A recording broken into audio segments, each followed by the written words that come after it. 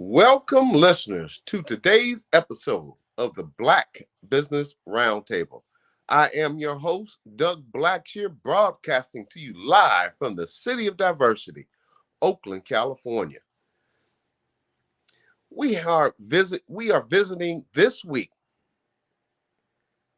with the Nile Swim Club of Pennsylvania, the first African-American owned swim club in the United States of America. The new mayor-elect of Oakland, California, Shang Tao appreciation dinner was this week. See my Instagram reel for the celebration. My ride or die sister, friend, colleague, and co-host, Dr. Ashley Coleman, is back with us once again, and we sure missed her last week when she hosted, when we hosted Barack D. Obama Shaw running for the governor of California. Congratulations, Barack. We got you back, man. And two equestrian of color, Brianna Noble of the Cowgirl Ranch, a.k.a. the Black Cowgirl from the George Floyd protest, and the Xfinity Commercials, and Andrew Pearman of the PEARMAN Ranch in North Carolina. Once again, Andrew Pearman of the PEARMAN Ranch in North Carolina. With his Frisian name Ivan, and also Hubert KWPN approved Dutch harness stallion. Folks, can you believe we are only 10 days away? 10 days away from Christmas. Hashtag Urban Cowgirl Ranch. Hashtag Barack Obama for GOVCA. Hashtag the PEARMAN Ranch. As always, thank you, Doni Glover of the BlackUSA.News Network for the honor of the Black Business Roundtable being a part of your growing network of dedicated to bringing the real unfiltered news in America, folks.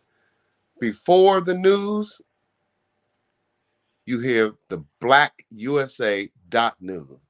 Hashtag the BlackUSA.News. Hashtag Doni Glover. Today, December 15th, as noted via the National Day calendar, today is National Cupcake Day. I like that already. National Cupcake Day. And it is also Spiritual Literacy Month. Hashtag Spiritual Literacy Month. This December, we can broaden our minds and deepen our faith. Broaden our mind and deepen our faith by reading the book about spirituality, faith, and religion. Thank you, National Day Calendar. Some current events of the news today. The loss of DJ Stephan, Twitch boss at the young age of 40 years old. Premiering tonight on Netflix, Volume 2 of the new Harry and Meghan, featuring the Duke and Duchess of Sussex. Hashtag Harry and Meghan. Hashtag Duke and Duchess of Sussex. Hashtag Netflix. This week's Black Business Roundtable Thumbs Up goes to dun dun dun dun.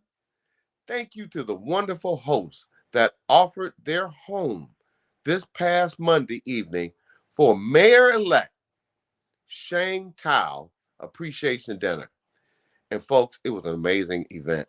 It was truly awesome. We had a great time. And this is an indication that Oakland is moving forward in making all residents and businesses accessible to government and have a much better life, quality of life, and business life. So once again, the host who opened up their home to Shane Tao, Mayor-elect Shane Tao, for the outstanding appreciation dinner for all the volunteers and workers who worked on her campaign to bring a successful campaign to a successful win. Thank you. This week's thumbs down goes to dun dun dun dun, and I'm going to keep saying this every week. Those businesses that are here in Oakland that are destroying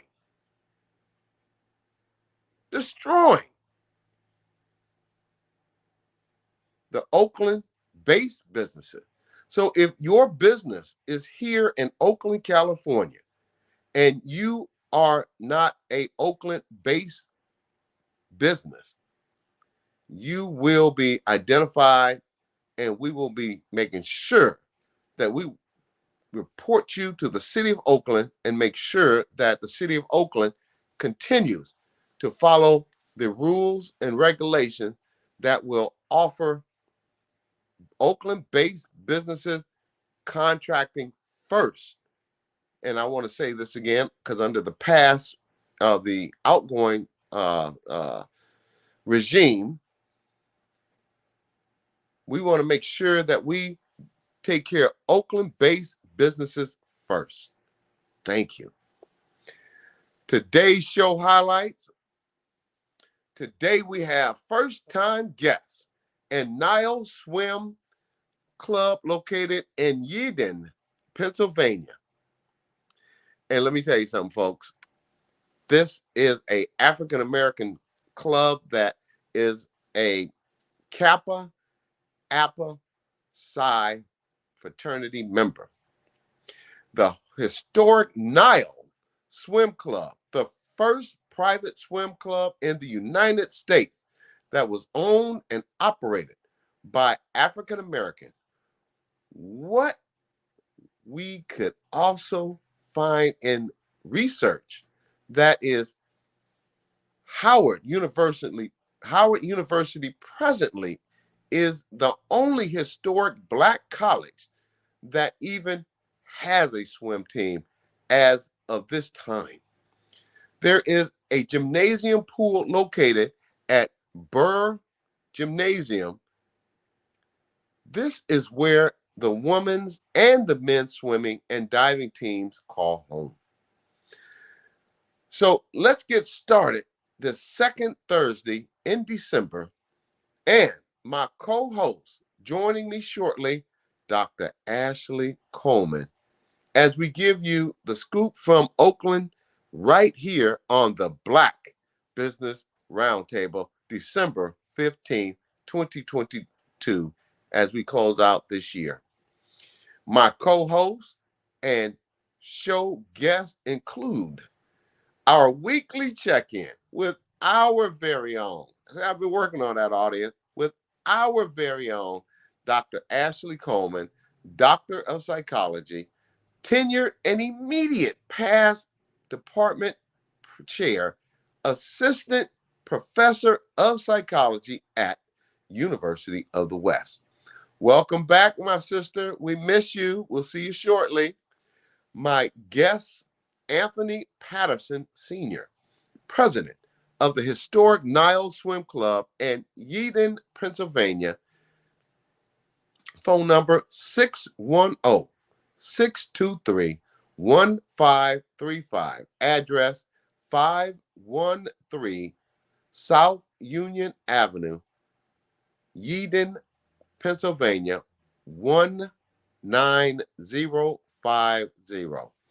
Email swimthenile60. That's pretty catchy. Swimthenile60 at gmail.com.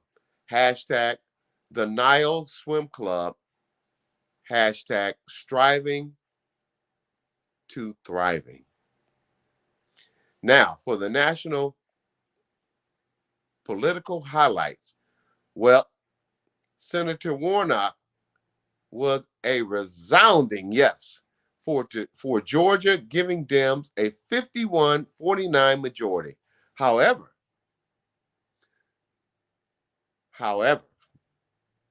Senator Kristen Sinema of Arizona, a Democrat, oh, well, she was a Democrat, now decided she wants to switch parties and become an independent. This is after running as a Democrat and scooping up all that cash. Do you imagine how much cash she walked away with? Could it be she realized that she has a high probability of losing her next election against a true Democrat in 2024? Does this mean you will return all the money that Democrats gave you, Senator?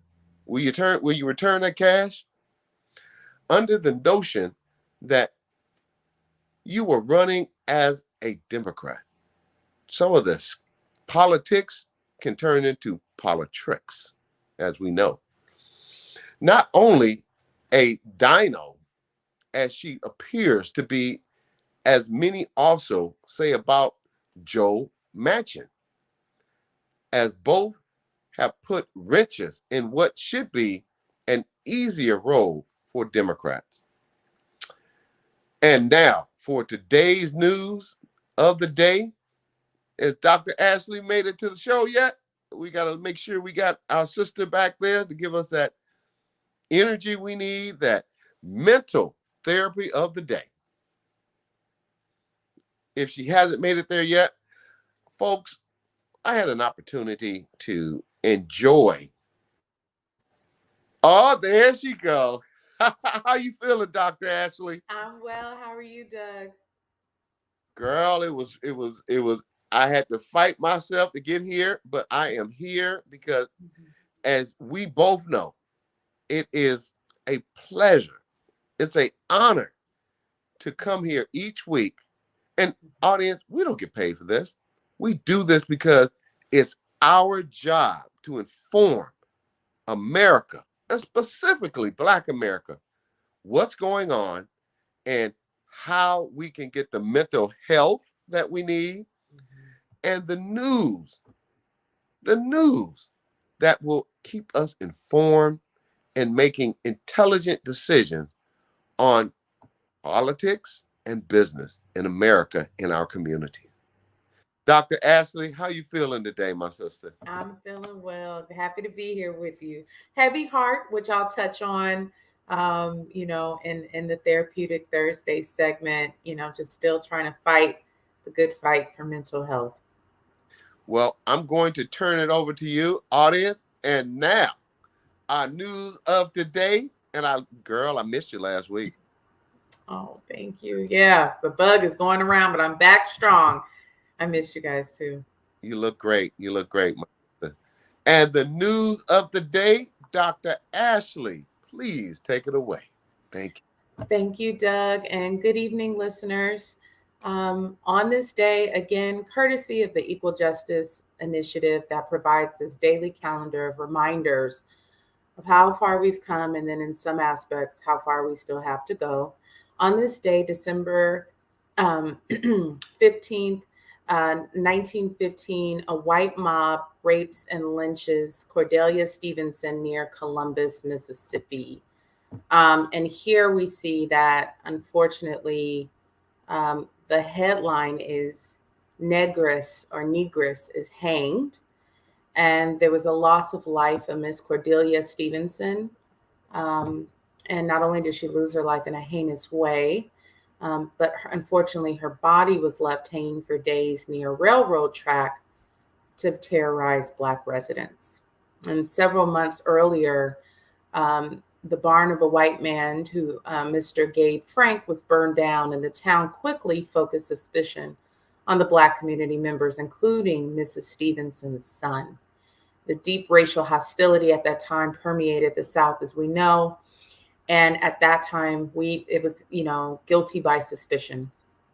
And although Mrs. Stevenson insisted that her son was innocent and had been out of town at the time of the barn being vandalized and burned down, and though no evidence tied her son to this, authorities seized her son and her husband, Arch, for questioning. Subsequently, again, Mrs. Stevenson was killed in retaliation, as well as no one was ever held liable for her death.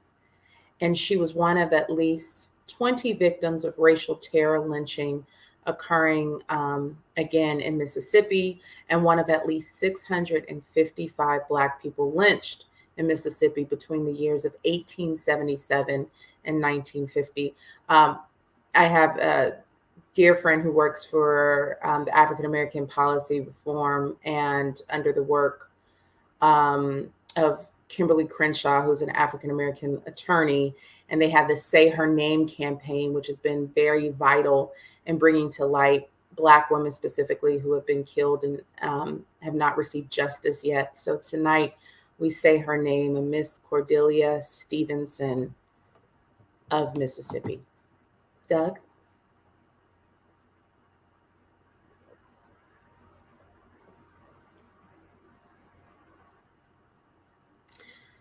Well, Doug, while you're in the background, actually, I'll segue into what I want to talk about today. And so, listeners, please bear with me. This is a time of year where those of us who are first responders, and I'm sure many of you are tasked not just with the stress of the holidays, of getting tasks done by the end of the year, but also those of us on the front lines in the mental health community are always holding our collective breaths and trying to get our caseloads to the finish line to finish this year strong.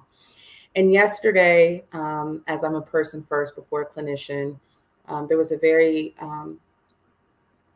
public, unexpected death by suspected suicide of a DJ, Stephen Twitch Boss. And he was famous for multiple reality shows and was a loving husband and father of 3 per his wife's report.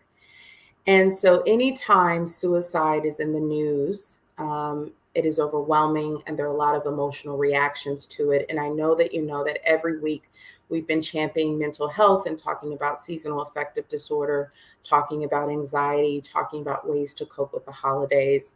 I thought it would be really important to just bring some honest statistics that are happening right now as far as what's going on specifically in the Black community. For the longest, so very much so, we are not a monolith, but the Black community can be and is comprised of very resilient people. However, that does not mean we are superhuman. That does not mean we are untouchable. And we are absolutely not weak when we recognize that our mental health has been compromised. And while African Americans have statistically for years been the less likely community to attempt or to complete suicide, that is not the case any longer. Prior to the pandemic, suicide rates were showing that African Americans were increasingly becoming more of the engagers in suicide attempts and suicide completions. And based on the work, I want to make sure I credit this sister, Dr. Rita Walker, who is a professor of psychology and the director of the University of Houston's Culture, Risk, and Resilience Lab, conducted research this year and actually found that since the pandemic, the highest rate of suicide deaths is occurring in Black African Americans between the ages of 25 and 34 years of age. Again, between the ages of 25 and 34, the DJ Twitch that I referenced earlier, I must note, was an African American male at the age of 40. So what I want to do again is talk about some warning signs for suicide and talk about how you can get yourself or your loved ones some help. With regard to suicidal ideation, one of the things, and I want to make this very clear, often we can be afraid of saying the word suicide. Another word to say that is also unalive. oneself. That's a word that we're using in the mental health community. And there can be this fear that if we ask someone, are you having thoughts of wanting to harm or kill yourself, that will be suggestive. But usually what it is you're showing that you're not afraid to talk about this, that you're open to listening, and that this isn't too scary for you to support. And you don't have to do that on your own.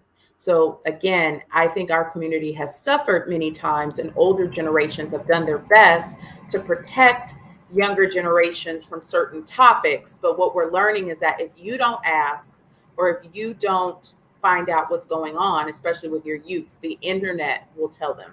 Okay. And so some warning signs, immediate warning signs: hearing someone wanting to talk about death or dying, any research done, or talking about feeling helpless, hopeless, or having no reason to live.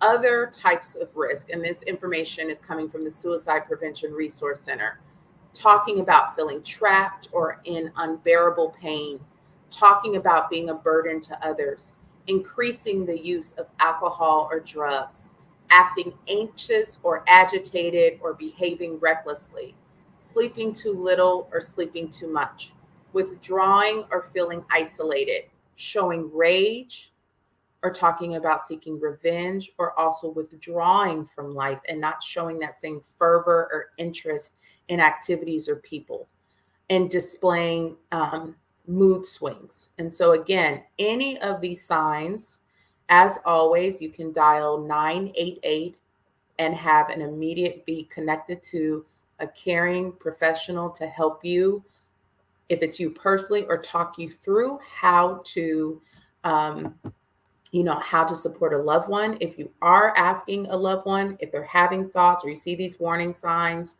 confiscating anything in the environment that can be dangerous: pills, firearms, alcohol, razors. Again, maybe not having them drive, being willing to drive for them. If, making sure if someone's leaving their phone or going on walks or things like that, just being, giving that person extra support. So dialing 988.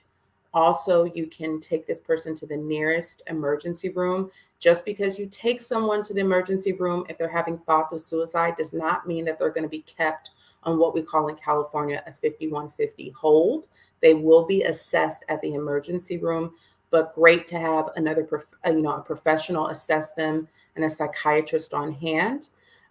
If you are concerned about a loved one, maybe connecting them to a therapist, being willing to call with them, finding out if they have insurance, going through Psychology Today or therapyforblackgirls.com, therapyforblackmen.org. Split that list, call to help get your loved one either on a waiting list or an initial appointment. But more than anything, what you can do as a relative is communicate your love, care, and support for this person, not judging them for having the thoughts of not wanting to be here, letting them know that you and the loving community will form a circle around them and embrace them during this time, instilling any hope that you can. And if you yourself, if there are testimonies of people making it through these times, sharing that as well. But a patient listening ear that's non-judgmental can be very helpful. And more importantly, one of the ways you can shut down this conversation and potentially keep your loved one from opening up to you is shaming them by saying things like, how could you do this to me? Why would you want to leave me? Are we not enough for you? You should want to live for us. That is not motivating, helpful. It's shaming. And again, that's a barrier to getting support. So while you're helping someone get through this hopeless time, just allowing them to meet them where they are and keeping that conversation going. But let's try to do our best to take care of ourselves, take care of each other, and hopefully make it to the other side of this year.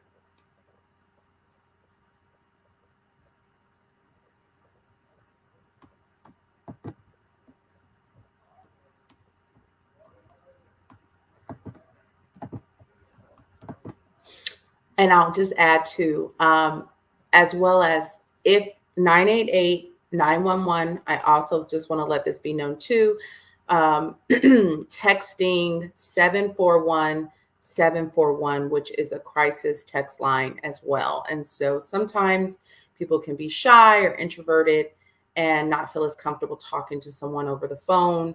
But also 741-741 is a crisis text line that is available. So there is help out there. Please reach out. Now is a good time to get on someone's caseload. And again, if there's any hesitancy, offering to call with the loved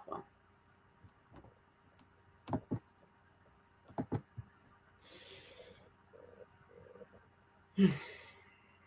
Okay. And I know this can be heavy. All right. Sorry about that, Dr. Ashley. Last week was challenging for me. You were not here. Camera was... Audience, I'd like to share briefly before we get our special guest on. This podcast, we come to you live from our homes and our office, and we have no preparation. We get together. We have a producer who is amazing. Miss X does an amazing job with putting all this information together so we can inform and educate. And what you just said, Dr. Ashley, especially now during the holiday season, check on your mother, your father, your sons, your daughters, your cousins, your friends, any family members or people you may not just know in the passing. This is the time of year where suicide you can make a difference. So, Dr. Ashley, thank you for bringing that up. We appreciate that because Black people say, I don't need a therapist. I don't need a psychologist. I'm not going to quit. But you really don't know what's going on in other people's lives, and especially Black people. We have this thing where we don't believe that that suicide or we need mental health therapy. And it could save your life. It could save the life of someone you know, family or friend or other. So thank you so much, Dr. Ashley, for bringing that to light here on the Black Business Roundtable. Thank you, Doug. Now, has our guest come on? Yes, we're ready. The Black Business Roundtable would like to welcome to our podcast the Nile Swim Club president, Anthony F. Patterson Sr. We also want to be mindful of the time you're being 2 hours ahead on the East Coast and move quickly through our questions. Dr. No problem. Please read this historic club bio. Thank you. Absolutely. So the historic Nile Swim Club of Yeadon, the first private swim club in the United States that was owned and operated by African Americans. NSC is a member-owned and operated 501c3 nonprofit corporation located in Yeadon, Pennsylvania. It was established in 1958 after 2 African-American families applied for membership at the racially exclusive Yeadon Swim Club and were denied. In response, the Yeadon African-American community decided to build its own private swim club that welcomed all races. For 60 years, the Nile Swim Club has provided the community with a safe place for families to enjoy the summer. Today, the club offers swim lessons, splash parties, basketball, tennis, and aquatic fitness, and other activities for the community members of all ages. The pool season runs from May through September. Welcome, Mr. Anthony Patterson Sr. and Karen Hall Eskridge. How are you? Hello, how you doing? Fine, thank you. How are you? It's a pleasure to be on. Well, this is what we call East Coast and West Coast collaboration. Okay, I like that. Well, I'd like to say this, Mr. Patterson. It is important that people who look like us on this stage Mhm. all across America start uniting. So Absolutely. when I come to the East Coast, Right. I know where to go swim. There you go. Absolutely. I could patronize your business and enjoy Absolutely. any amenities that you have there instead of giving it to other people. Right. Right. So Absolutely. I wanted to start off by saying that, Mhm. as you know, our producer has done some careful vetting of you, and we found Yes. out that you are a fraternity Kappa Alpha Psi. Absolutely. Till the day I die. For sure. Yes. I attended the oldest HBCU in the country as well, Cheney University. Okay. Yes, I'm a member of Kappa Alpha Psi fraternity and Cheney University. And you also know a friend of the show, Mr. L. Harris, Hmm. and he speaks very highly of you. Okay. That's good to hear as well. Mr. Patterson, can you Yes.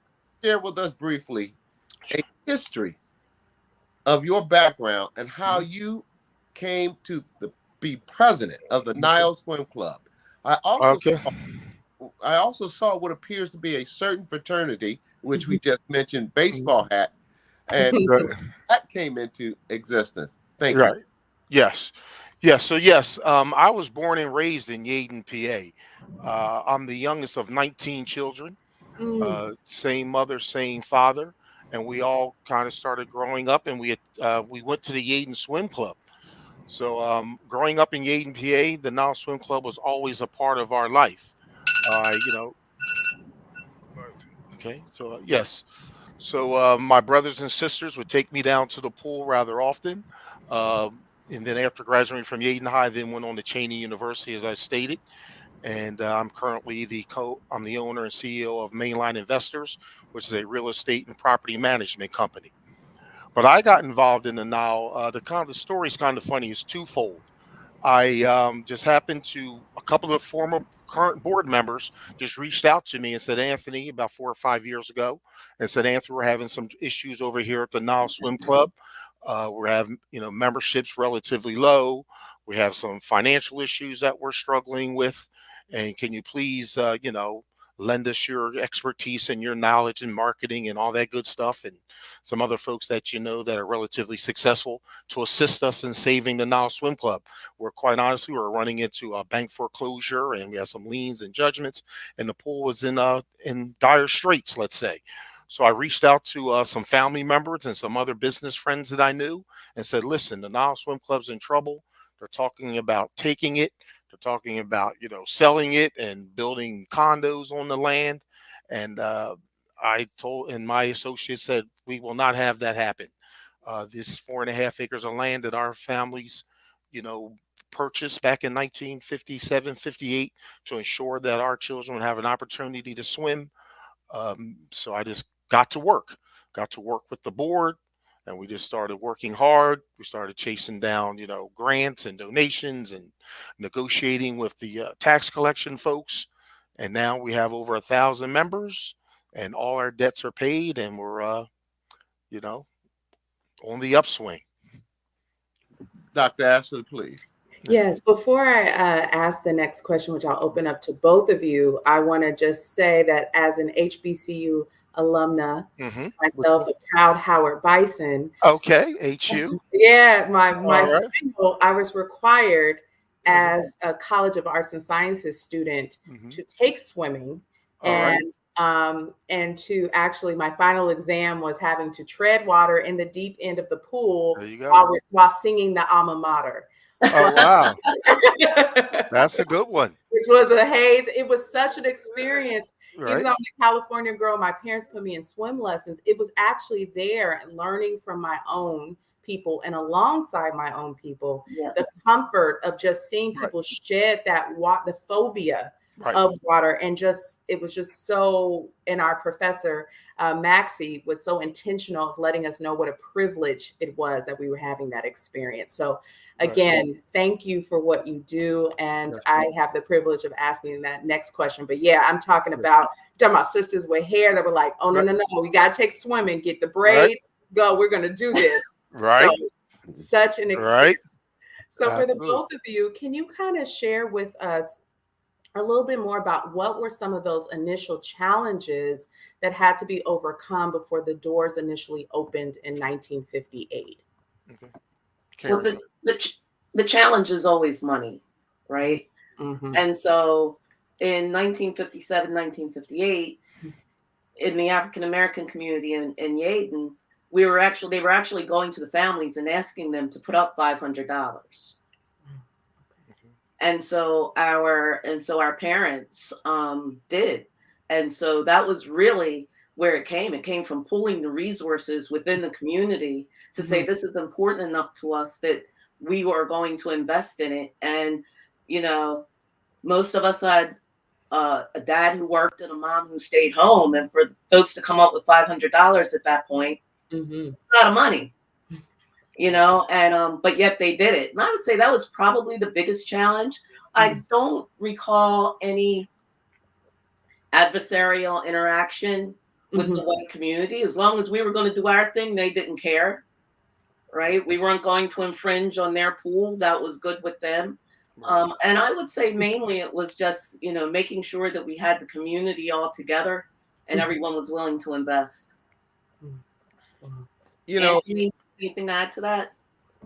Yes. Again, like I said, when they went out and reached out to those community members, asking them to give back, because, you know, they could have very easily marched and protested and made the Yaden Swim Club admit us, and then there would be no Nile Swim Club today. But our founders said, no, we're not going to do that. We're going to go back to our community, ask them for this money, raise this money, purchase this 4.5 acres of land for our community for somewhere that we could swim ourselves and invite others to swim. It wasn't about fitting in. Right. And I think that was the message that our parents always taught us. It wasn't about fitting in. It was about, we can have our own. You know what they say, if they don't invite you to the table, make your own table. Well, there you go. Make your own pool. That is what our founders did. And that is why I was so honored to pretty much get involved and lead it to do the things that we're doing now. Well, first, I'd like to say we appreciate you sharing that, because in so many African American Black communities, not just on the East Coast, but all across this country, we find a shortage of recreational centers, Black community, pools, and places to enjoy, to take your families to. Right. So I think our West Coast, East Coast partnership and what you are saying can let people know, if you don't have to rely on going up to the areas that we aren't truly appreciated and invited to go to. We can create our own. And I personally, and I'm sure Dr. Ashley feels the same way, thank you for sharing this story, because I live in Oakland, California. I've been here all my life. Okay. And the flatlands of Oakland, let me be clear here, they have shut down pools and recreational centers and parks. And if you go up in the white areas of Oakland, they're flourishing. Birds are flying. They have city. And I say this, trying not to be sarcastic, but the parks are clean. You have the city workers who are up there cleaning and trimming and grooming, and but you don't find that in the flatland area. So audience, these are the type of people that we all can thrive to become. Absolutely. If they don't give it to us, let's make it for ourselves. Thank you for sharing. This is amazing. This is awesome. Absolutely. In the Nile Swim Club of Yaden, and I want to make sure I'm saying that correctly. Yaden, correct? Yaden. Of Yaden, PA. Your 2021 annual report. The title page reads, "Striving to Thriving." Man, see, that's a statement after my own heart. I love rapping and clapping. Right? Striving and thriving. A transformative year at the Nile Swim Club. This was perfectly worded as this was during a pandemic. Right. I just wanted to comment. Was this a powerful statement to be on the front of your annual report? Thank you. Thank you very much. We thought it was very important as well, especially during COVID. We felt that even though, we followed all the COVID guidelines, we still felt that it was very important for us to remain open because that our children in our community, we must keep them involved and give them things to do. Otherwise, God forbid, they end up getting involved in other less fortunate things. So basically, the COVID guidelines said we could only have no more than 50 people in the pool at a time. What we did was we put wristbands on everyone. So we would say, all right, all the red wristbands, get in the pool for 1 hour and swim. And then they would swim for an hour. And we asked them to get out. Now the blue wristbands get in the pool for an hour and swim. So we worked our way around it, and we just continued to make sure that the kids had somewhere to go. And as I tell everyone, once you go, get inside the gates of our 4.5 acres, it's somewhere where you can relax, enjoy yourselves, and, no issues, no problems. And it's just a very safe place to be. And I think we need more of that in our communities. Yeah. We really do. But the striving to thriving was also a statement about where we've been and where we're going as a club. Right. And as Anthony said earlier, we had our issues, right? We've had our ups and downs. We fought off bankruptcies and sheriff sales and everything else. And I want to say when Anthony got involved, with the new board, they really brought up, and I'm new to the board. I'm like not even a week old on the board. A lifetime member. Yes, she's been around for a very long time. Committee member, she helped out a lot. She brings a lot to the table. About 5 years ago, when these guys got involved, they really brought a mindset. And the mindset was, yes, we're a private swim club. Yes, we're a 501c3 organization, but yes, we're also a business, and we need to approach this like a business. And that's the difference that you see in 2018, 2019 from the previous years. And I think that's part of our evolution as a club, but that was also the striving to thriving, that we had struggled for so long. We've hit a good place. We're bringing together the right energy and the right people. And now we're ready to make that change over from just striving, to get along, to actually thriving and flourishing and building out, our club. And so that was, the pandemic was also a transformational year for us, but also it culminated with that whole change that we were seeing in the running of the club and the energy in the club. So it captured a couple things when we put that on the cover. Right. Before you ask the next question, Dr. Asher, I'd like to say to the audience, when you go to Macy's, when you go to any big chain restaurant, you don't ask for a hookup. Right. When you go to a black business, you know where I'm going with this, right? Yes. When you go to a black business,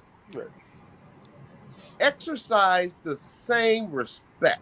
Because I ran a construction company, and one of the things that I've found is that our people, when they walk in the door, first thing they'll say is, hook a brother up. No, pay the price as if you are going to, you're not going to go to Macy's and get $1,000 coat for $500. Pay what the price is. If you can't pay it, then don't come. Absolutely. Respect us as a business such that we can stay in business. Would that be absolutely? Yes, and we set our membership rates, and they are what they are. I mean, we do have payment plans, though, for those that cannot pay the flat, rate all at once. We can start paying in, I think, December, is it? January?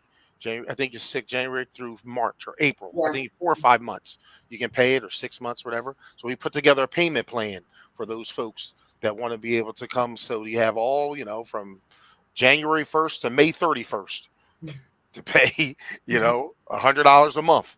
And then your entire family of 4 can come, Memorial Day weekend. And I want to put that out there because if your payment is $100 a month, if they go on a 24-hour fitness, if you don't pay your monthly membership, there you go. Have access. Absolutely.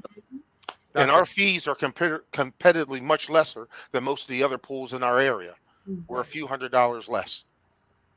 And I want to Right. have our national audience understand, respect Black businesses like you respect all businesses. Dr. Ashley, please. Thank you. No, absolutely. And so I hear the theme of accessibility as well as safety. And I see one of your hashtag proud Nile babies is viewing right now. So we appreciate that for tuning in. So it seems like Nile Swim Club is a safe space.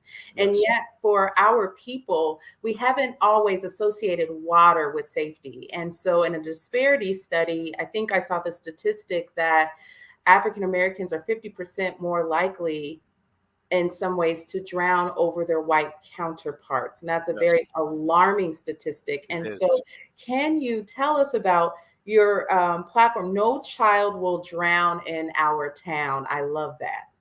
Yes. Anthony, that's all you. Okay, absolutely. That was a program that we started when I first came on board because I heard those similar statistics. As a matter of fact, they say 69% of African American children have little to no swimming capability. Wow. So if you could imagine, and our pool goes from 3 feet to 11 feet. So if 10 children jumped in 11 feet of water, the chances are maybe 2 or 3 of them may make it out of that water. When I saw those numbers, I just said, there's something that we have to do about that. So I got together with our board. We came up with this idea of No Child Will Drown in Our Town. And basically we provide free swimming lessons all summer long to anyone who wants to learn them. And we have a program. It's a 10-day intense course. And after 10 days, these kids are jumping in 11 feet of water. We're teaching these children how to swim safely. They can go to the beach now. They can go to any other pool in the country, and they will know how to jump in a deep in the water and swim to the steps or to the side and climb out of that pool safely. And I think that's probably one of our most important programs that we started. And I think that is something that we should be doing pretty much across the country, because what I see in our community, which is very sad, is that a lot of your public pools and other pools, they pretty much are like daycares. They pretty much just open and close. Parents drop the kids off. They let the kids splash around in the water and they go home. They have very little to no programs. And I think that these pools need to start having programs like No Child Will Drown, swim teams, dive teams, tennis team, basketball, all the things that we put together. A good friend of mine, someone I recommend you guys speaking with, Salam Thomas L., who I chose to stay. He wrote a book on I chose to stay. He's a principal in the inner city. And he started a chess program. And he told me that basically kids that learn how to play chess are pretty much better students than other students. So I said, you know what? I'm going to start a chess team. I reached out to our Mile membership and said, does anyone play chess here? About 5 or 6 of our members say, yes, we play chess. We went out and bought 6 chess boards. We put an announcement out every Monday at 5 o'clock. Come learn how to play chess. Had a dozen kids in our membership show up, start learning how to play chess. So I think that the pools in our community and other rec centers need to provide programs for our children. And I think that'll help with a lot of the issues that we're currently having in our community. And back to the topic of swimming. Many of our parents watching their children learn to swim in that 10-day period said, can you teach me? Yes. And so we expanded it this year in 2022. It'll expand even more in 2023 to actually reach out to the adults. Yes. The pool opened in 1959. My father threw us in the water. He taught us to swim. I never remember a day not swimming. Right. But my mother didn't swim. My mother learned to swim as an adult. Right. And to watch her swim and to really master it and get rid of that fear was just really encouraging and impressive, right? As a child, watching your parents step into something that they fear and overtake it is just really something to see. And so when the parents stepped out and said, hey, we want to learn how to swim too. We said, yeah, we want to teach you how to swim too. Right. And so Absolutely. we did. We added the adult program and now that will be an offering that we have along with No Child Will Drown. Correct. Wow. On the weekends. Yes. We're teaching parents. Yep. That's wonderful. I just want to respond quickly to that, Doug, before the next question. One, Anthony, when you mentioned 3 to 11 feet, I thought back, Howard's pool goes up to 11 feet. And I remember us just walking along the edge to see how deep the pool got. And people were like, like close to the edge, like, and then over time, comfort, and then just jumping in the deep end, kind of like, let's get it over with. And so when you brought that back, I, brought back images of just the safety and the trust. And then also, you brought up a very important point, both of you did, of the generational gap of swimming. And I think that was something that was a takeaway for me. My parents, both of them don't swim, but were intentional about me learning. But then when I learned more about the history of segregation, I think that's what makes Nile Swim Club so important. It's just like, wow, not knowing that some of this was intentional.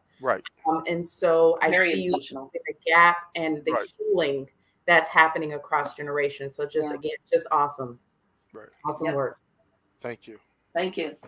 Well, I'd like to say the irony of your story is that's how I learned how to swim. My dad we were on a boat with one of his white friends. And he's a truck driver. And he said, son, he said, Doug, look at that. And I looked over and he pushed me in. We're in a lake. And I'm dog paddling. He goes, his friends are going, get that boy in here. He goes, oh, he's got to learn how to swim. Guess what? I learned how to dog. Well, that's not the way we teach you, though. That's correct. We no longer teach that way, but that's pretty much how we learned. I mean, But that is, but that also adds to the fear of the water. Right. And so if you watch our instructors with these kids, who some of them are scared, they're just scared to get the water on their face. And if you watch our instructor with these children, getting them in the water, having them float on their back, understanding that they're in a safe place with someone who's there to really watch over them and take care of them, it's just amazing. I mean, I watch kids who literally would not put their feet in the water, swim the length of the pool at the end of 10 days. And it really is something to see. And we're very proud of that particular program. Absolutely. Well, before I ask this next question, I just found out that I'll be working directly with our new mayor of Oakland, California, Shang Tao. And if you ever decide to come out to the West Coast, bring us out. Absolutely. Yeah. Bring us out. I love the visit. And there's empty swimming holes that I would be more than happy to entertain a meeting between you and the new elected administration and bringing swimming in some of the areas here in Oakland, because the pools are just there empty. Wow. So let's talk offline. Absolutely. Absolutely. Let me ask you this. Your mission statement has a sentence that truly stands out. We offer a safe place for youth to develop healthy relationships and thrive to become leaders. Please explain on what you have seen from the youth you have grown up experiencing Nile Swim Club and how they have blossomed and perhaps are giving back to their communities. Thank you. Well, you're looking at two products. Right. And then many of our young youth have become like lifeguards, and they come to work at the Nile Swim Club. They've gone on to lifeguards. They've gone on to college. They come back during the summer and work for us during the summer as lifeguards and, front desk staff, snack bar staff, so we're teaching them, And when you think about when we were growing up, there weren't McDonald's and Wendy's and Chick-fil-A. Like, there weren't the fast food restaurants. There was the pool. And so your employment came from the pool for the most part during the summer months, unless you had an internship or something like that. And so as Anthony says, many of us were lifeguards. I was a lifeguard there from the time I was 14 until I was well into my 20s, used to part-time, when my kids were small. My kids go there, their kids go there. And then my great grandkids go there. I mean, so ours is just a whole generational thing with the pool. But we just we really do encourage our kids to take on leadership roles while they're there. And I mean, we've turned out educators, doctors, nurses, professors, you know, you name it, it's in our membership. Right. But many of those kids came up through the community, and the Nile was an intricate part of that growth opportunity and of their learning opportunity as well. Business leaders and the like. Absolutely. Yeah. Dr. Ashley, please. Well, I have the privilege of asking the last question since I know we're keeping you up late, but you We're fine. You talk about Nile Swim Club being the nucleus of the neighborhood. And I want to give you this opportunity to brag on yourself. But in doing my research, I saw some great things. We talked about the basketball clinics, fitness, the tennis academy, Jesse's Garden, which sounds like a wonderful program that I would love. With food shortages and so much happening, love to get that education. Tell us about how Nile Swim Club is the nucleus of the neighborhood. Absolutely. Let me just start off by saying one of the other programs we started is our senior optimal wellness program. I mean, and basically we put together an entire program with our seniors in our community. I mean, and we've just done a host of things with our seniors, from water aerobics, chair yoga, you know, book club, flower arranging, art quilt making, self-defense, line dancing, flea market, bus trips to exhibits. I mean, so we just put together a host of events for them, things to keep them busy, keep them engaged. I mean, and they love it. I mean, they look forward to it. We open the pool early for them so they can get in before the kids show up. So, you know, we have 11 o'clock before the kids start running in at 12, 1 o'clock. We have adult swim early. We do the aerobics and all that good stuff early on for our seniors, and they just love it. You know, so that's we also did the health fair. Don't forget the health fair. There you go. Yep. From the Moors. Yep. We do a huge health fair, children's health fair. And I just believe that those are the types of things that we have to begin to do in our community for the seniors as well as the young children and adults. We do a teen nights, we do teen parties, all that stuff, just to keep those kids engaged and safe and out of trouble. Because as you know, there's a lot going on in our community here in Philadelphia. I'm sure it's happening in Oakland as well. I think the important thing to really understand about the Nile is we're a private club, but we're not exclusive. We're very inclusive. And so even though there are folks who may not be members who live in the community, we always open our doors to our community. Jesse's Garden is a prime example. You know, it's a community garden. They just had great vegetables, and now we have fruit trees as well. So that's a big thing. The health fair is a big deal. The tailgating once the Eagles start playing. You gotta see the birds. I know. Oh boy, I saw it. Go birds. But we really do. We during the pandemic, Anthony and his team had a great food giving program. Food drive. And so just to make sure that people had what they needed, during that period when things were just so short in the community and in the grocery stores. So we do see ourselves as a vital part of the community. Well, before we go to a quick commercial break, I would like to say this. Once again, if you come out to the Bay Area, first off, I had a high school friend who passed away over about a year ago. His name was Cedric Troop. Very big swim advocate. He swam Alcatraz to San Francisco when they had, and I think you heard about that. They have that event every year, raise money, and he was really pushing to get kids in swim centers. I mean, and he also ran for mayor of Oakland. Cedric, he passed away about a year or two ago. But to that end, when the new administration, Mayor Chang Tao, who I'm going to be working very closely with, make sure we improve the quality of life, not only in the white areas, but the black area. I would be very happy to set up a meeting to introduce you to her and develop this type of program in Oakland, California. So We'll talk offline Okay. about that. But I want to make sure that the city of Oakland has the same opportunities that you're providing on the East Coast. And Absolutely. that is awesome to hear with the chess and just having that 4 acres of land where Black kids can look at people like us on this platform here and engage with.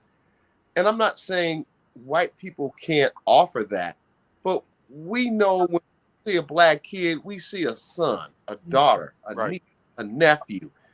And sometimes it takes people like us to help people like us. Absolutely. Absolutely. And we see that all the time. We've had several members and folks who come that said they've taken their kids to numerous locations to learn how to swim. The Y's, all these different places. And I'm not sure why they're not, but for some reason, their children are not learning how to swim. They come to the Nile Swim Club.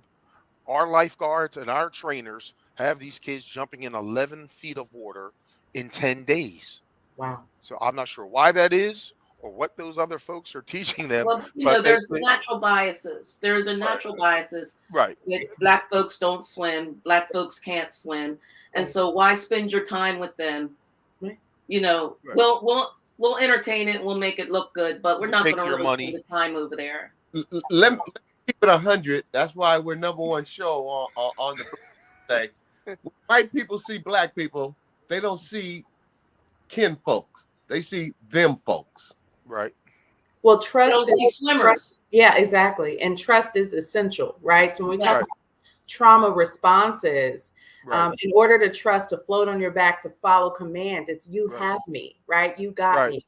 Right. And so in that, if you don't feel that connection, that rapport, right, you can't let go. So there's a sense of safety that's so important psychologically. You know, it's like, imagine who you close your eyes around, right? Who do you leave your purse by, or who would you leave your door open, give keys to? So the idea of in water, there's so much, I think, generationally there. But it sounds like the safety is not just advertised, it's felt. And children know when they are safe. Okay. Yeah. Mm-hmm. I will tell, just real quick, I'll tell you, like my kids, I worked the whole time they were growing up. In the summertime, they went to the pool. I didn't worry about them. Right. I did not worry about them. They were at the pool between the lifeguards and the other mothers I knew. They were going to be taken care of. I knew that. And it was a safe place. And we try to create that. We try to maintain that even today as that safe place. Absolutely. Just before Dr. Ashley takes us to a break, now you see why I need Dr. Ashley, because I say brutally honest. Right. She lays it out very psychological list. Right. There you go. Right. She put us on the couch. She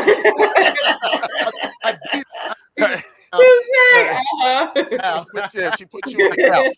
There you go. Nothing wrong with that. Dr. Ashley, can you please give our founder an acknowledgement? Thank you. Sure. So thank you, Mr. Donnie Glover of BlackUSA.News. Listeners, please be sure to tune in to our sister programming. We have Chapin Friends on Mondays, Party Marty Let's Talk on Tuesdays. There's also Black USA Crypto News with Kamal Hubbard on Fridays. And boys, there are a lot going on in that industry. So tune in to find out what's going on there. Saturdays, we have the Blackout Live from New York with Tajmir. And on Sundays, we have 60 Minutes in Black USA with Michael Haney. To join our BBRT advertising family or to be a possible guest on the show, you can reach us by email, BBRT2021@hotmail.com. In your email, please include your company name, address, website, and contact information for vetting consideration. Back to you, Doug. The Nile Swim Club list as their values. I love saying that. And before I finish this, or before I finish asking this question, I am so proud to have you on the show with Dr. Ashley and I, because we don't hear about a lot of Black-owned swim places. Let's just keep it 100. Now, if Dr. Ashley want to smooth that out, but I am when our producer brought this to my attention, I said, absolutely. We have got to give value to our kids when the parents are at work and the kids are at home doing nothing. And as we all know, in the Black community, there are very little, if any, recreational, safe activities for our kids to be engaged in. And that's how we get gang violence, Right. And mischief kids. So thank you for what you're doing. I appreciate it. And I'm going to, and once again, as of January 9th, 2023, I'm going to be looking to get you engaged in Oakland, California, some of All these right.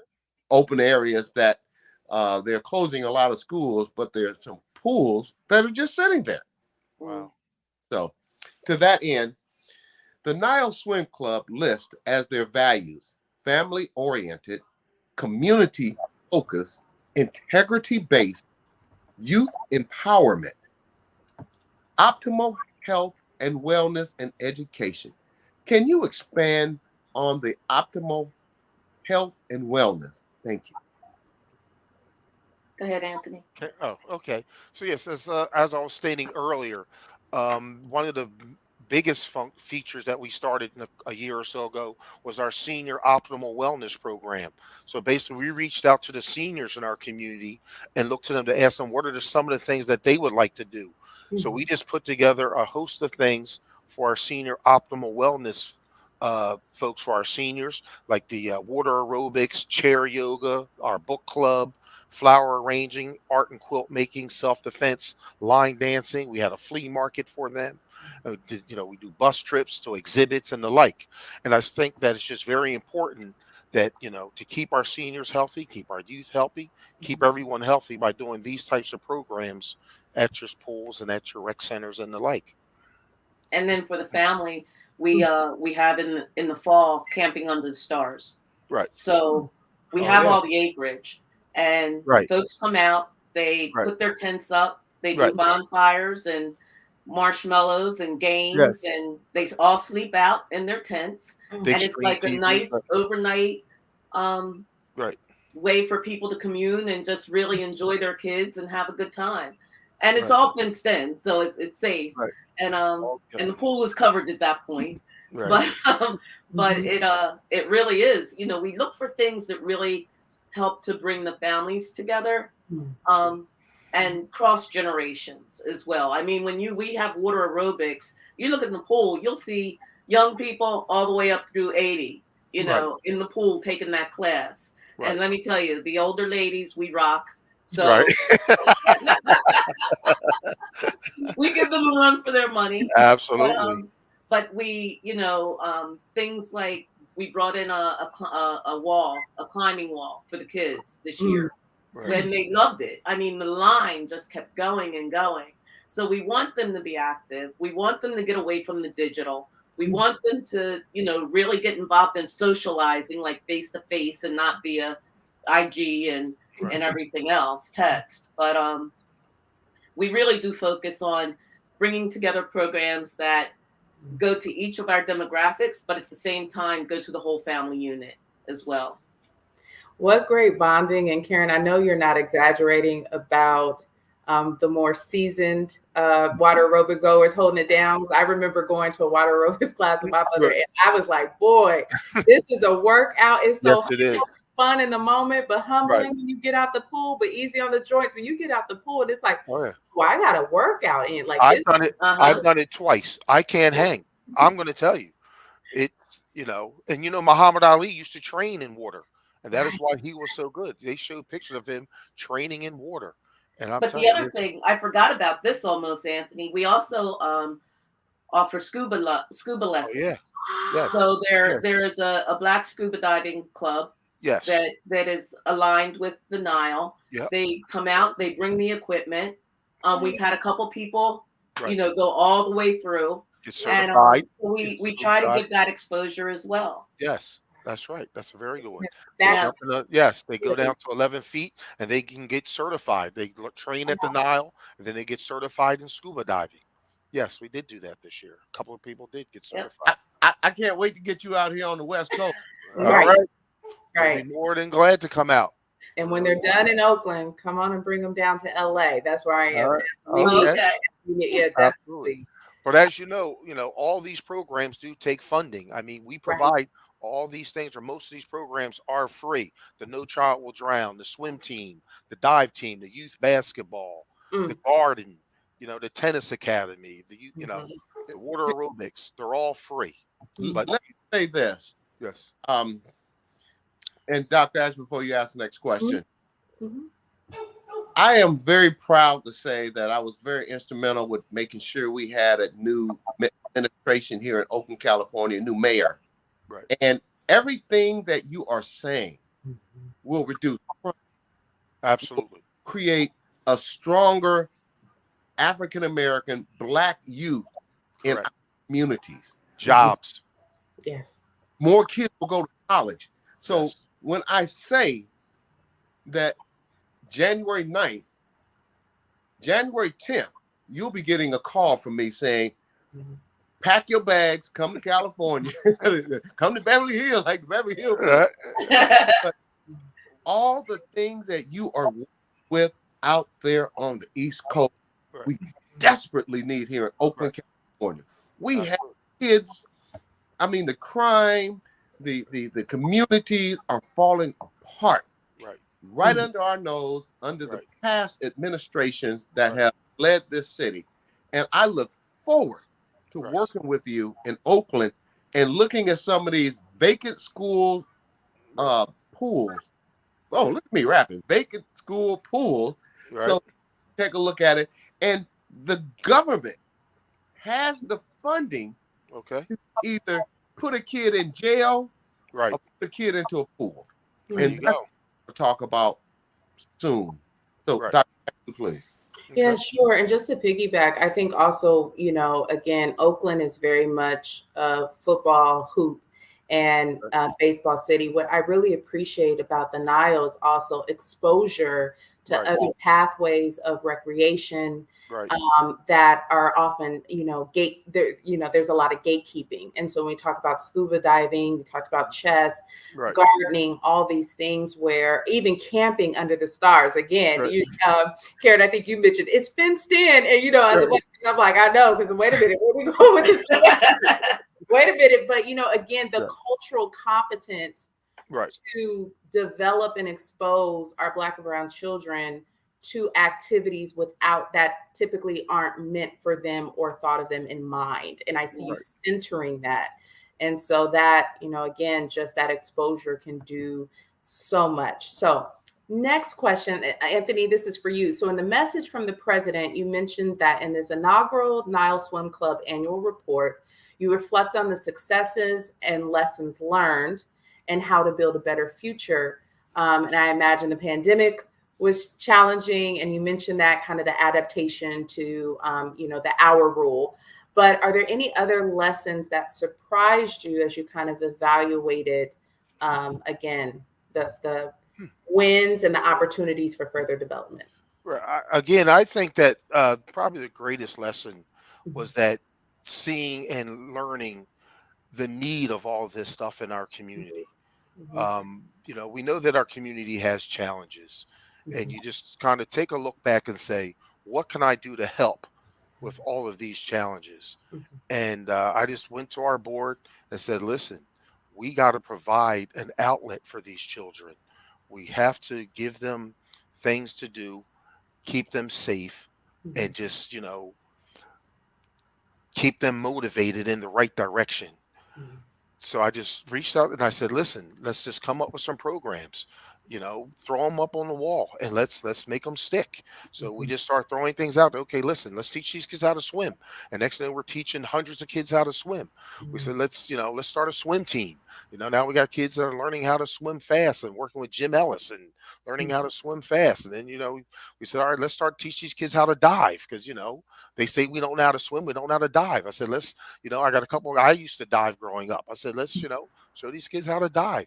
So I think what I learned most importantly is that I saw that there is a need in all of our communities, and that we really have to, for those pools that are open, you can't just make them, daycares and just let them open, let the kids splash around in the water.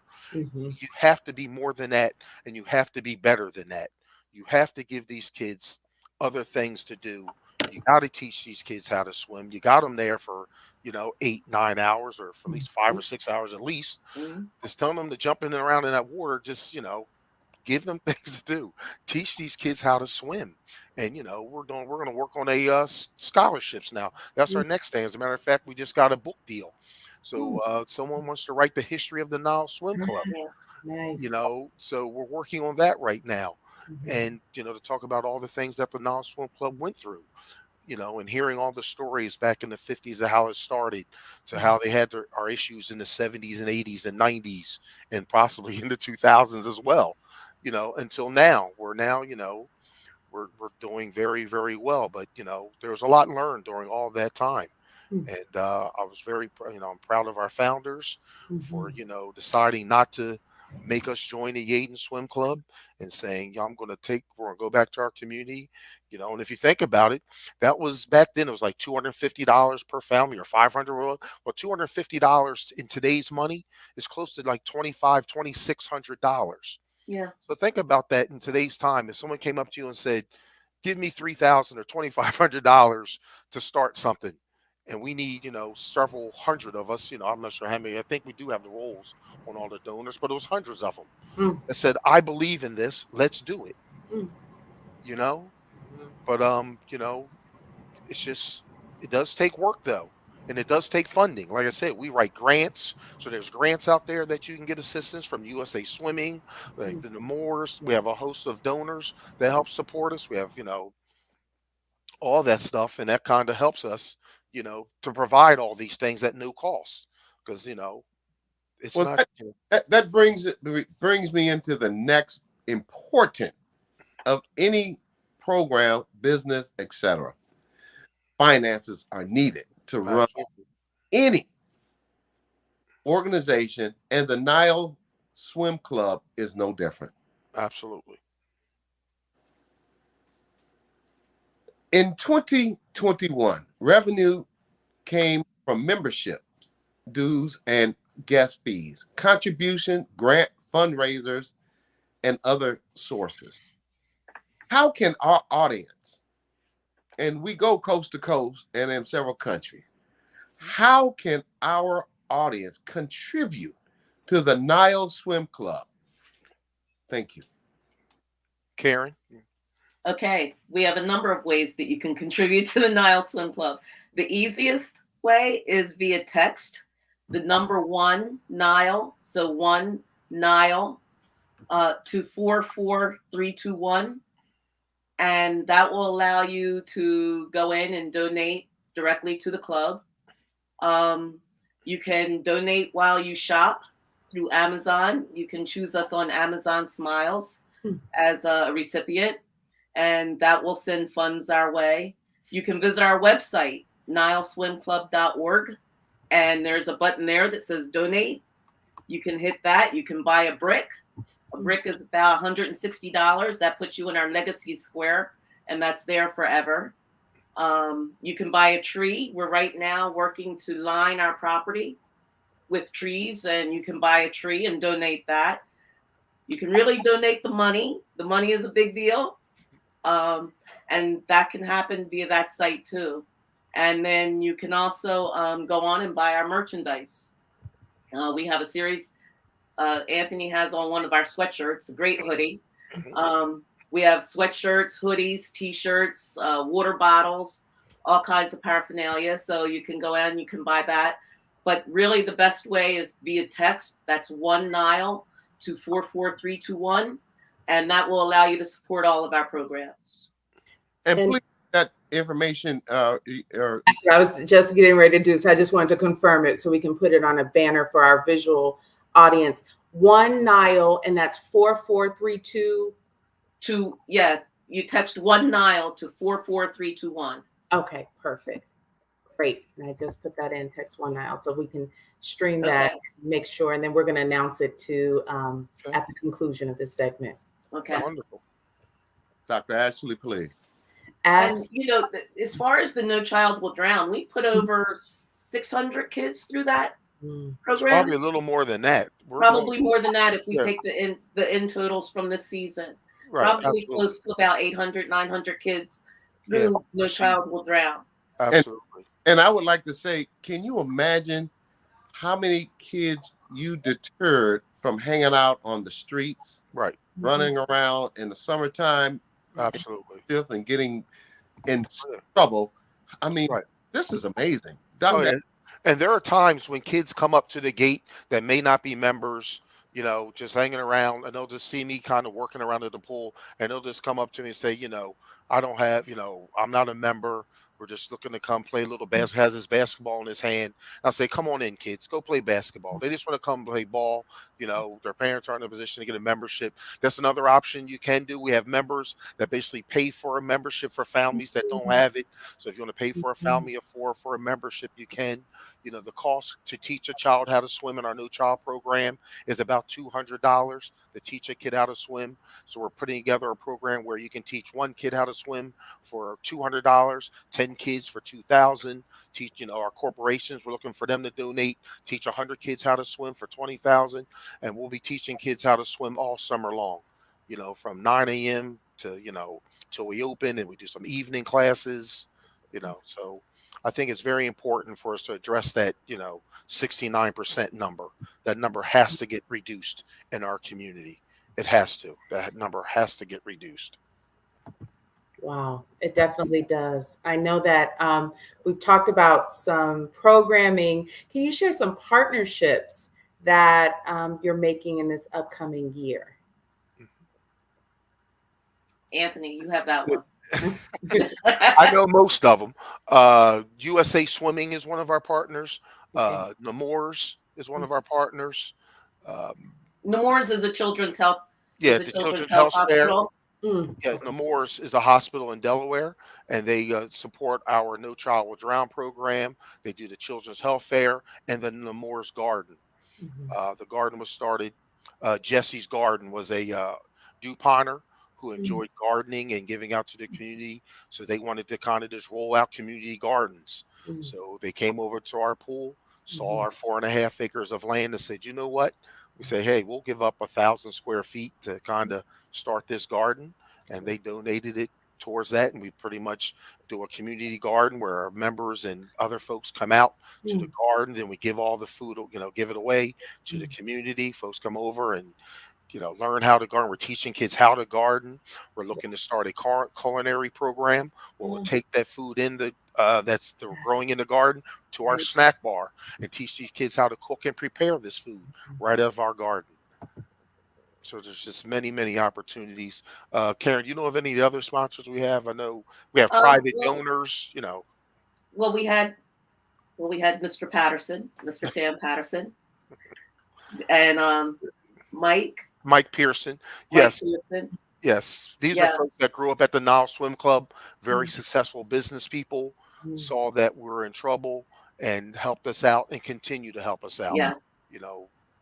They were critical to our success. Right. But Pepsi, we had a deal with a partnership with Pepsi, and then Mr. Brown from ShopRite.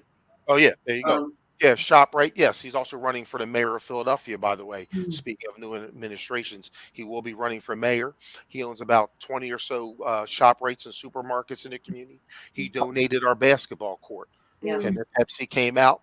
He heard about the things that we were doing, asked how could he help, and he said, "Hey, we'll give you a brand new basketball court."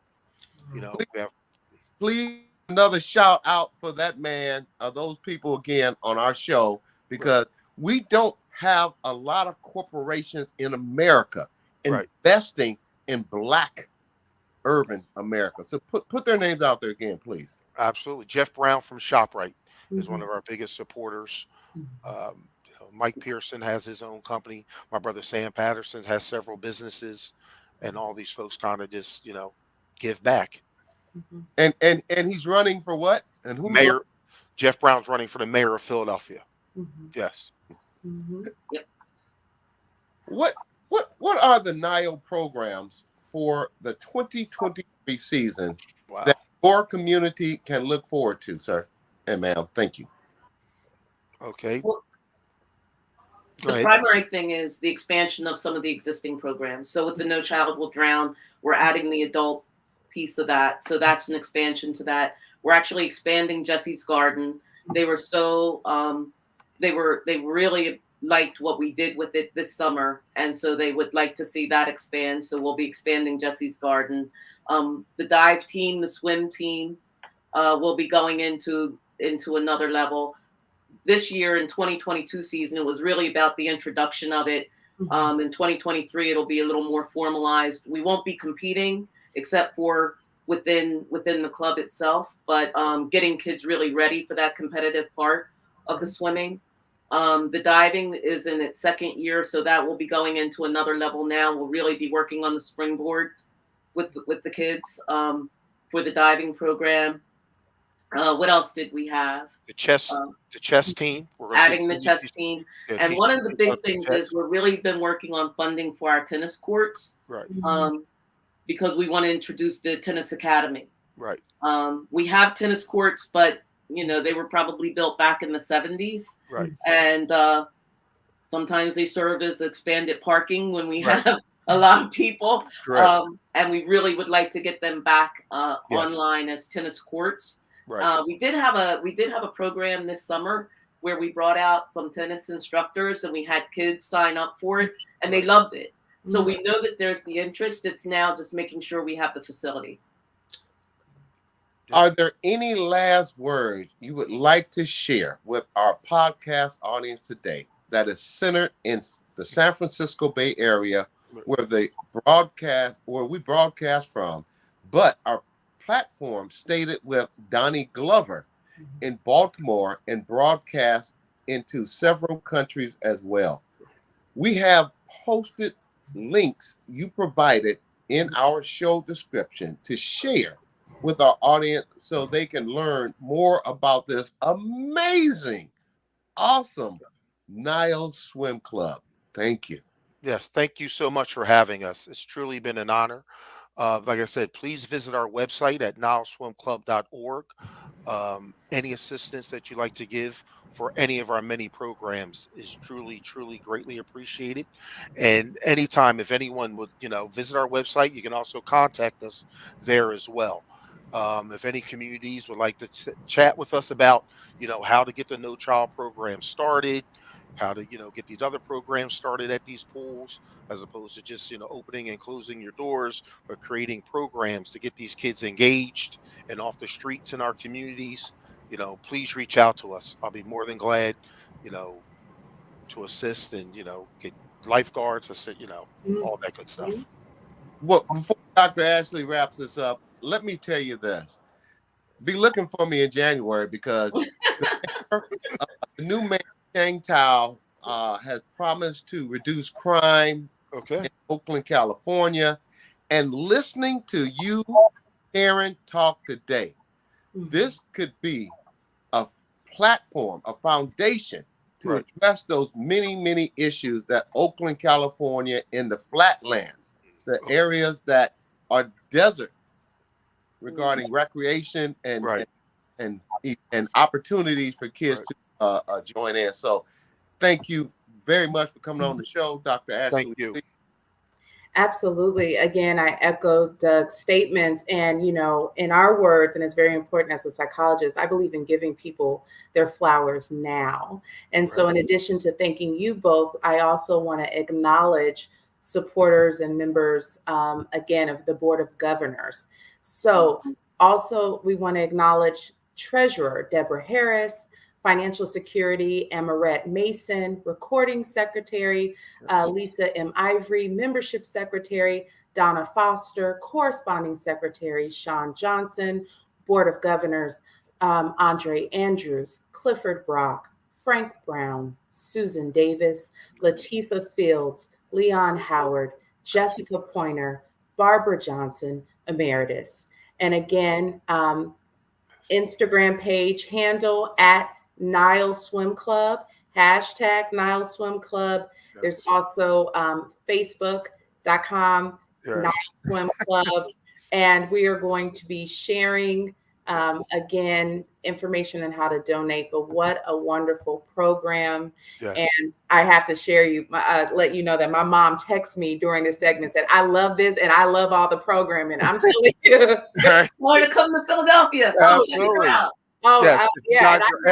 It's there. I'll come. Yes. If you're ever on the East Coast, please stop by, reach out.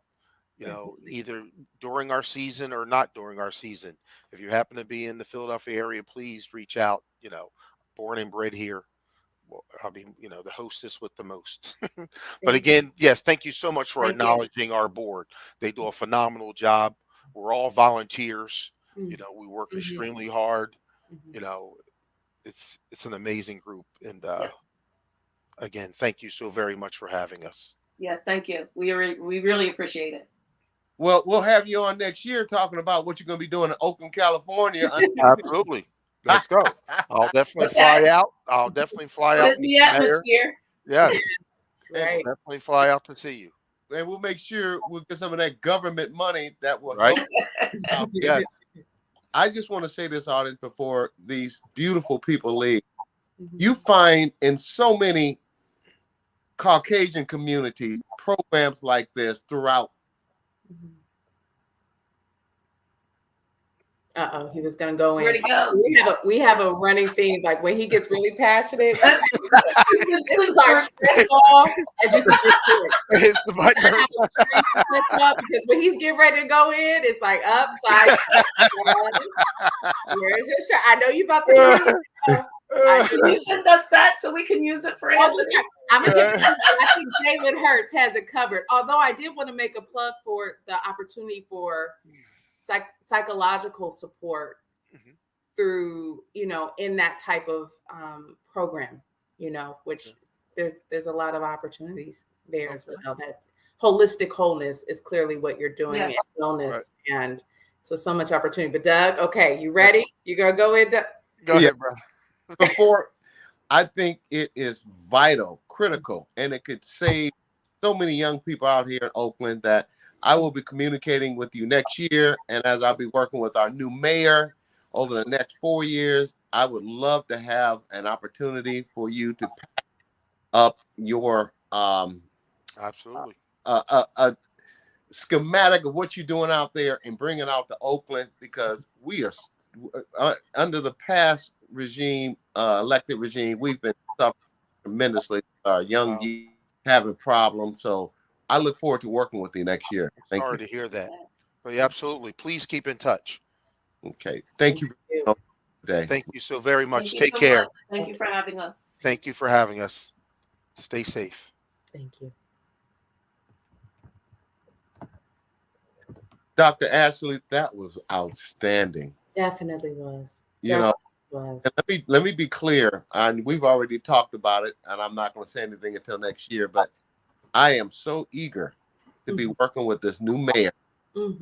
Having these folks on the show today is a blessing in disguise in regards to having an opportunity to bring activity in a community that has been devastated by crime, youth not having any activity, parks that have been ravaged for whatever reason. This is awesome. I see a successful 4 years in Oakland, California, moving our flatland community forward. And Dr. Ashley, audience, we are returning back to Dr. Ashley's Therapeutic Thursday as we ended her session early due to our East Coast guests and time. Can you give us a few? Because you, there go our man right there. We're having some feedback. We're so happy to have you back, BBRT Obama Shaw. Great to be back. Yeah, how's it going? Everything's coming along. Just having a wonderful day, and it's great hearing everyone sharing on the show today. So update some of the great campaign is doing right now? Well, I couldn't hardly hear you. Cut off a little bit. Oh, all things that you. I'll take that next question. So it's that you're here to make a special announcement. Can you let us know and let our audience know what that is? Oh, well, I I was looking at what I could possibly share today. And it's like, well, I'm a bit of a performer, right? So I'm going to be singing a little Christmas music here at Alameda at the Alameda Theater. They're going to be having the opening night for what is Avatar 2, The Way of the Water. So I'm going to be singing at the theater. Anyone that gets in there early. So I'll be singing at 6:30 on Friday night and Saturday night here in Alameda. And what will you be?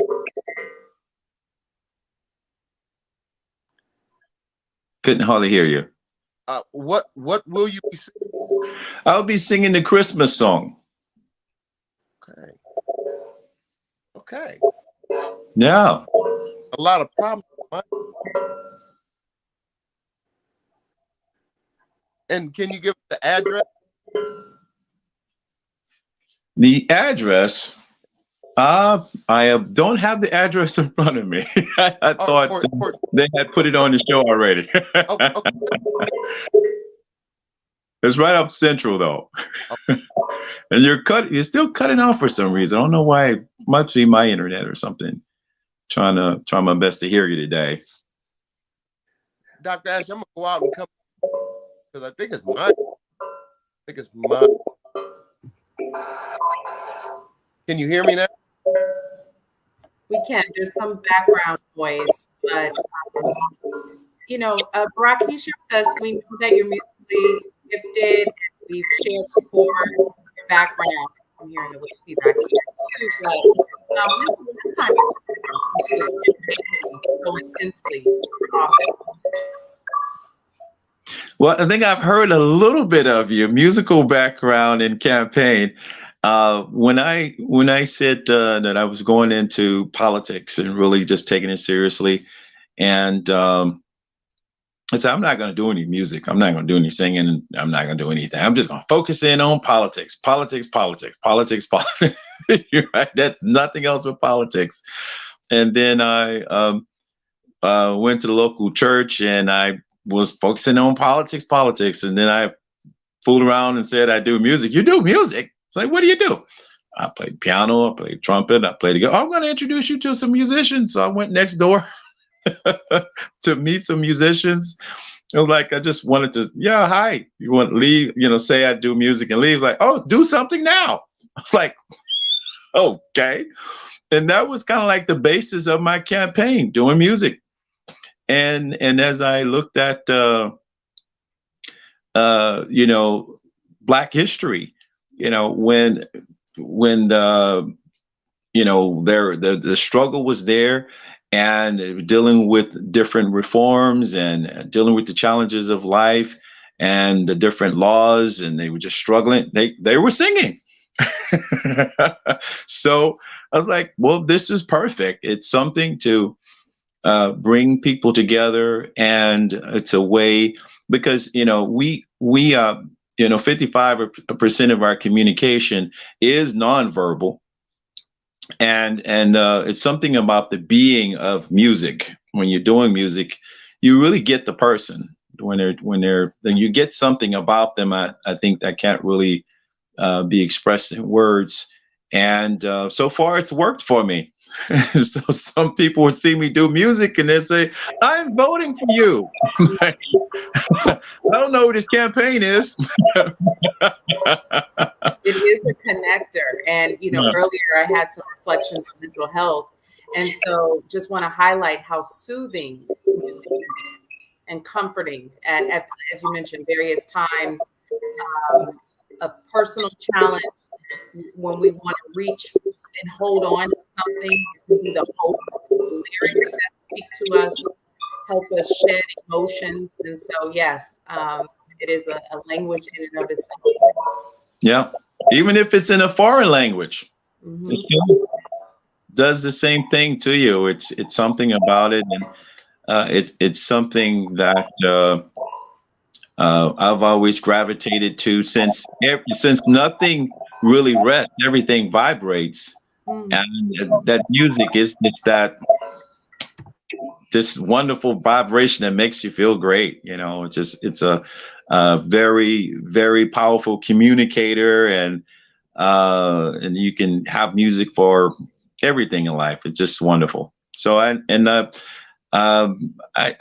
said I wanted to do movie soundtracks one day, so I guess I'm getting closer.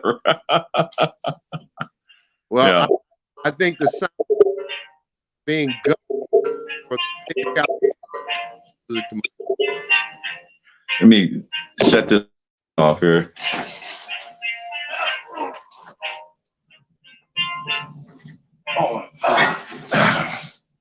Sorry about off. And now I'm back. All right. the sound of California. I heard the sound of California. Yeah.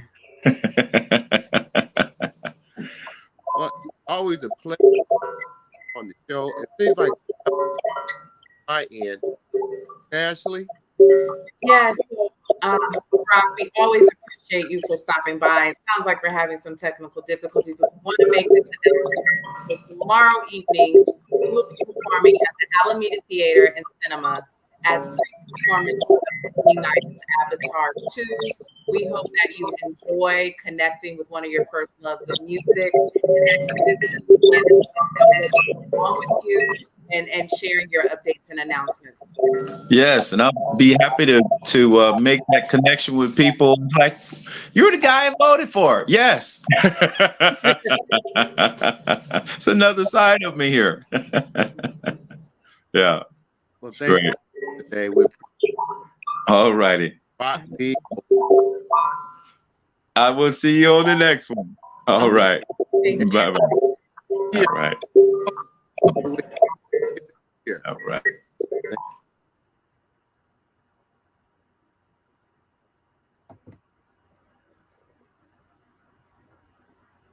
And so I know we have a couple minutes left, and Doug, you were segueing before we had the surprise from Barack. What were you, before we return back, what were you saying? Oh, I was saying that we have a couple of weeks off. Next week we have Chef Michenet. Mm-hmm. Oh, wait a minute. I think that was on his end because it's yeah. But anyway, we have a couple of weeks off coming up next week where we're only doing a 1-hour show. That is a piece of cake. But we're gonna have Michenet coming on with. Oh my God. I'm going to start working out because I'm going to go to her house and eat again. And audience, I want to say we at Black Business Roundtable appreciate your support and you listening to what's going on in Black America, sharing the information not only with your family, but your friends. Dr. Ashley, you have been an amazing part. You have been an amazing asset with your therapeutic Thursday. I have to say that emphatically because last week I missed you.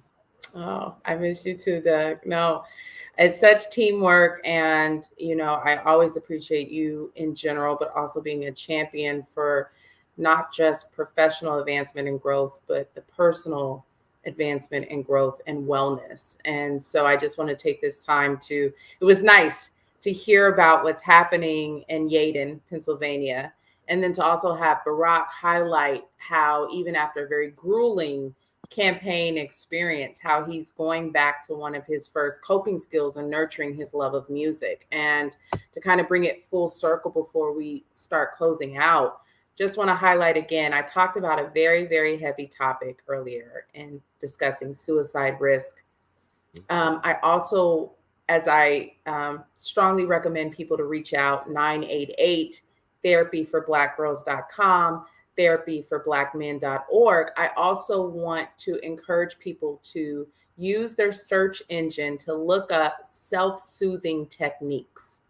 Self-soothing techniques are things that we can do in the very trying moments that get us from moment A to moment B. And so there you can find various lists of self-soothing techniques. And one of my favorites is music. So it depends on whether it's a Wake Up Everybody, Teddy Pendergrass Day, or a Sounds of Blackness, Optimistic, or one of my favorite gospel songs. Or maybe sometimes I even have to go back to my Yay Area roots, and it's E40 telling me that I can make it through. Music can really be a soother. So I want to encourage our audience to think of those creative gifts. If you like coloring, tap into that inner child. What is it about you that you enjoy when you were at peace that you would do? Is it a puzzle to get you through a hard moment? A book that helps you escape for a little while? There are coloring books, there's drawing, there are different things that are healthy ways for us to have outlets. So just want to encourage people to just tap into those things that give you fulfillment and joy. Audience, as you can see, Dr. Ashley has given you many things that you can do that will increase the quality of your life. When you sit back and have nothing to do and you can get in despair, so Dr. Ashley, thank you for sharing this audience today. Thank you for sharing.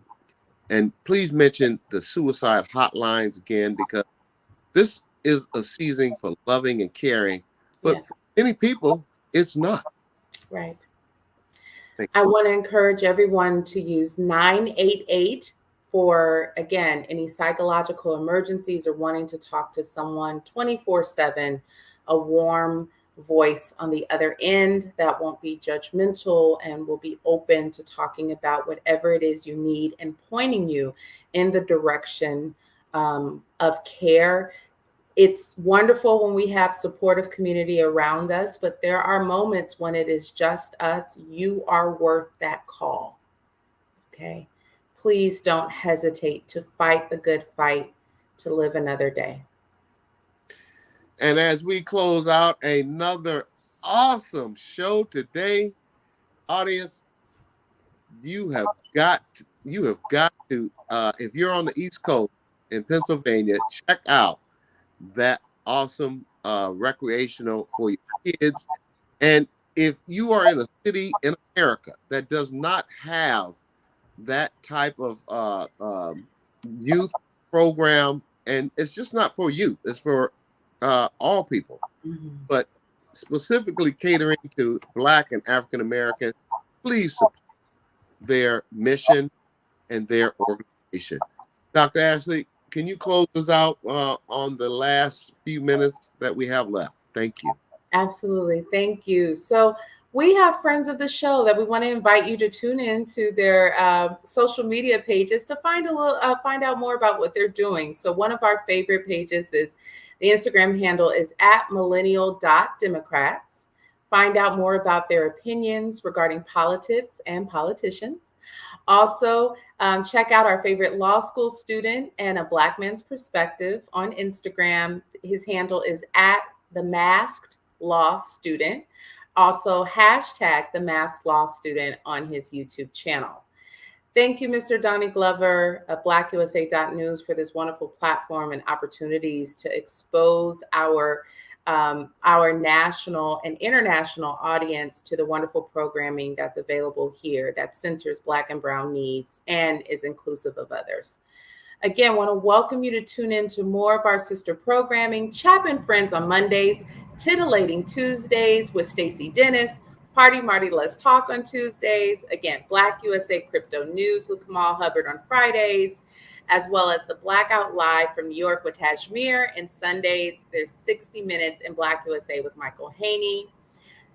Additional shows that are on the network include BlackUSA.News, Morning Show, The Donnie Glover Show, People Over Politics, Political Cipher, Data Analysis, Community Connections, Resources, and Gardening. It'd be nice to see that partnership on the East Coast. So we see they're gardening. We need to bring that to the West Coast. Yes. The Robert Report, Shared Space, Frontline News, Troy Rawlings Show, and The Beverly Smith Show. And also stay tuned as new programming is updated regularly.